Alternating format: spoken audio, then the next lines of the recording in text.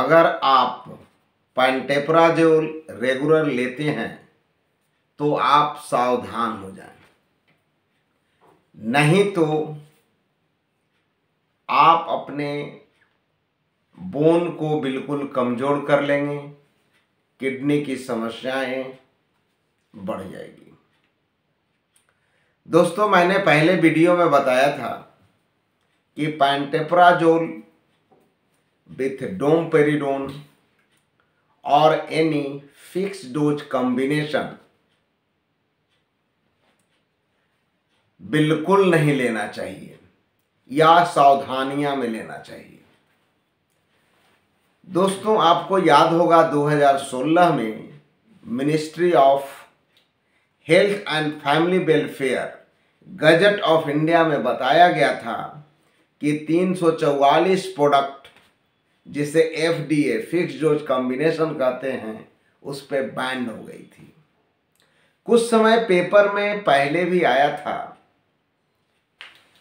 कि पैंटेप्राजोल पे बैन हो गया है, इसे अपने मन से यूज नहीं करना चाहिए। दोस्तों, मैं तो ये देखता हूं कि थोड़ी सी एसिडिटी आई, गैस हुआ, आप पैंटेप्राजोल डोमपेरिडोन यूज करते रहते हैं। आपको ये पता होना चाहिए कि पैंटेप्राजोल डोमपेरिडोन कब लेनी चाहिए या नहीं लेनी चाहिए। पहले तो ये जान लें कि पैंटेप्राजोल और डोमपेरिडोन बिल्कुल रेशनल कॉम्बिनेशन नहीं है, बिल्कुल इरेशनल है। पैंटेप्राजोल PPI कहलाता है, प्रोटॉन पंप इमिटर। इसका मेजर काम है गैस्ट्रिक एसिड को रिड्यूस करना, लेकिन हर PPI के साथ वोमिटिंग टेंडेंसी नहीं होता है, जो कि मैं डोमपेरिडोन बार बार लूं। फिर पैंटेप्राजोल के साथ डोमपेरिडोन आज लोग भूंजे की तरह लेते हैं, दुकान में जाते हैं, कुछ हुआ गैस ले लीजिए। आपको ये पता होना चाहिए कि पैंटेप्राजोल पूरे विश्व में 2 ही देश में स्वीकृति मिला है, एक इंडिया और दूसरा जापान, बाकी कहीं नहीं है। कोई भी दवा लेते हैं उसकी साइड इफेक्ट जाने, उसकी दवा के कॉन्ट्राइंडिकेशन जाने, ये हम लोग नहीं देखते हैं। हम लोगों दवा लिखते हैं, दवा लेते हैं और दवा खाते हैं। पैंटेप्राजोल PPI के साथ जब वोमिटिंग नहीं हो तो नहीं लेना चाहिए। पैंटेप्राजोल हाई डोसेस लंबे समय तक या लो डोसेस भी लंबे समय तक नहीं लेना चाहिए। अगर रेगुलर है तो बिल्कुल नहीं लेना चाहिए। सबसे बड़ी हानि क्या है कि पैंटेप्राजोल लेने से हमारे बॉडी का मैग्नीशियम लेवल घट जाता है।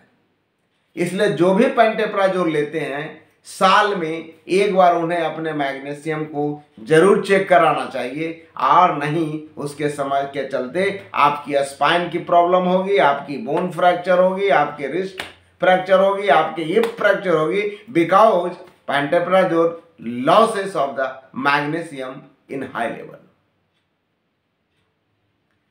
पैंटेप्राजोल कभी भी कुछ खास ड्रग के साथ जिसकी इंटरेक्शन है वो बिल्कुल नहीं लेना चाहिए, और ये आपको पता होना चाहिए कि आप पैंटेप्राजोल का किस ड्रग से इंटरेक्शन है, किस फूड से इंटरेक्शन है, क्या बिल्कुल नहीं लेना चाहिए। अगर आप शराब पीते हैं तो पैंटेप्राजोल कतई नहीं लेना चाहिए। अगर आप कोई भी लैब टेस्ट कराते हैं किसी भी चीज़ का तो पैंटेप्राजोल लेने के बाद उसकी टेस्ट बिल्कुल नहीं कराए, वो बिल्कुल डिफर आएगा। अगर आप कोई भी मैक्रोलाइट्स लेते हैं, ग्रुप में एजिथ्रोमाइसिन लेते हैं, क्लेरिथ्रोमाइसिन लेते हैं, पैंटेप्राजोल के साथ में ड्रग इंटरेक्शन है, वो दवा की एफिकेसी घट जाएगी, वो दवा उतना काम नहीं करेगी। पैंटेप्राजोल के साथ अगर आप आयरन लेते हैं तो बिल्कुल उसके साथ इंटरेक्शन होता, आयरन के साथ भी बिल्कुल नहीं लेना चाहिए। और पैंटेप्राजोल खाने से विटामिन B12 की काफ़ी डिफिशियंसी हो जाती है बॉडी में।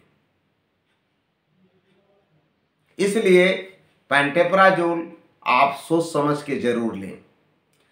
अब बात आती है कि पेंटेप्राजोल खाने के बाद क्या क्या समस्या आती है।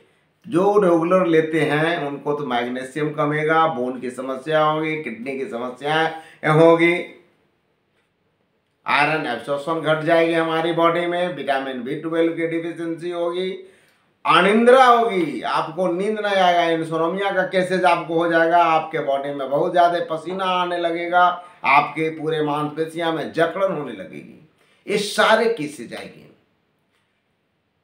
जब आपकी समस्या हो तो आप बिल्कुल पेंटेप्राजोल लें, लेकिन नॉट हाई डोजेज में और नॉट लॉन्ग अवधि में, क्योंकि ये लाभदायक कहीं से नहीं है। इसलिए ने ministry of health and family welfare में इसे बैन किया गया। अब दोस्त आप जानिए कि पेंटेप्राजोल हम लोग हर एसिड जरा बढ़ा या गैस बढ़ा और ले लिए। अब देखिए परिचय में किसी का भी देखिए, चाहे दुकानदार को देखिए, आज के डेट में कंपनी को देखिए, पेंटेप्राजोल के साथ दर्द की टैबलेट लो। क्या आपको लगता है पेंटेप्राजोल के साथ दर्द का टैबलेट रिजल्ट कॉम्बिनेशन? बिल्कुल नहीं है। और ये भी जरूरी नहीं है कि हर दर्द के साथ पेंटेप्राजोल लिया ही जाए। दोस्तों, मैं आपको इसलिए मैसेज दे रहा हूं ताकि आप ये सावधानियां बरतें। आपको ये भी पता नहीं है कि पेंटेप्राजोल खाली पेट में लेना है या खाने के बाद लेना है, ये भी पता नहीं है।